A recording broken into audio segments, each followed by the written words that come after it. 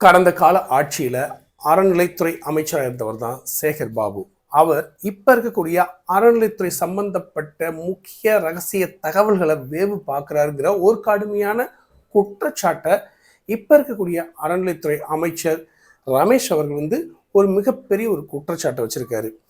இந்த அறநிலைத்துறை இப்ப இருக்கக்கூடிய அறநிலைத்துறை அமைச்சர் செயல்படக்கூடிய அதிகாரிகள் சில பேர் உள்ள இருக்கக்கூடிய ரகசிய செயல்பாடுகளை சில தகவல்களை சேகர் பாபுக்கு தொடர்ந்து வழங்கி வருவதாகவும், அதே நேரத்துல இப்ப இருக்கக்கூடிய தமிழக அரசு சிறப்பா செயல்பட்டு வர்றாங்க.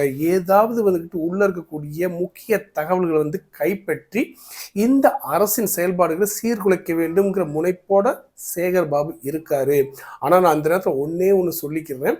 எப்படிப்பட்ட நபர்களின் உதவி இருந்தாலும் அறநிலைத்துறை சம்பந்தப்பட்ட எந்த ஒரு தகவல்கள் நீங்க வேவு பார்த்து சேகரித்தாலும், கடந்த கால ஆட்சியில அறநிலைத்துறையில எந்த ஒரு தவறுகள் செய்யப்பட்டாலும் இல்லை ஊழல் செய்யப்பட்டாலும் அரசுக்கு மிகப்பெரிய இழப்பை ஏற்படுத்தப்பட்ட சில விஷயங்களை பண்ணாலும் சம்பந்தப்பட்டவங்க மேல கண்டிப்பா நடவடிக்கை எடுத்து அவங்களுக்கு மிகப்பெரிய தண்டனை வாங்கி தரப்படும். அப்படிங்கிறதுல நாங்க இந்த தாவேக அரசு ரொம்ப ரொம்ப முடிவோட இருக்கு. ஒரு மிகப்பெரிய ஒரு விஷயத்தை கண்டிப்பா நாங்க செய்வோம் அப்படிங்கிற மாதிரி ஒரு உறுதிமொழி மாதிரி எடுத்திருக்காரு இப்ப இருக்கக்கூடிய அறநிலைத்துறை அமைச்சர் ரமேஷ் அவர்கள்.